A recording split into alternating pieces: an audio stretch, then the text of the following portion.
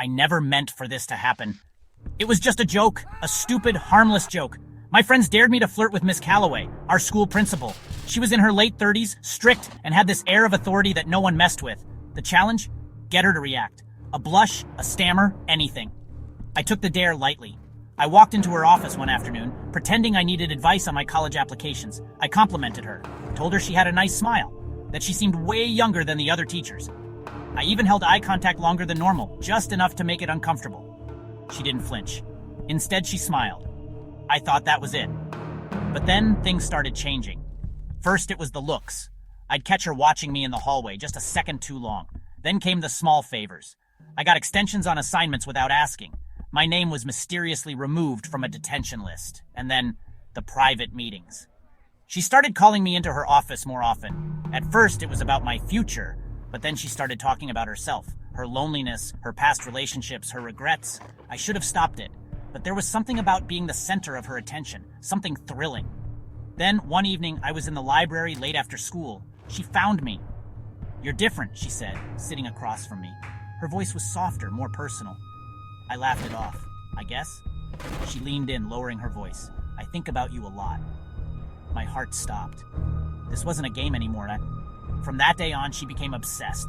Emails late at night, subtle touches on my shoulder in the hallway, a hand that lingered too long when she handed back a test. My friends started noticing. One even joked, "Dude, I think Miss Calloway has a crush on you." I laughed it off, but inside I felt sick. Then came the gifts. A book she said reminded her of me, a keychain with my initials on it. And one night, after a school event, I found a letter tucked into my backpack. "I know this is wrong, but I can't stop thinking about you. I need to see you." I threw it away, but the next morning she cornered me near my locker. "You didn't reply," she whispered. I muttered something about being busy, but she just smiled. "Come to my office after school." I had no choice. When I walked in that afternoon, she locked the door behind me. "I don't want this to end," she said. I tried to play dumb. "And what?" She took a step closer.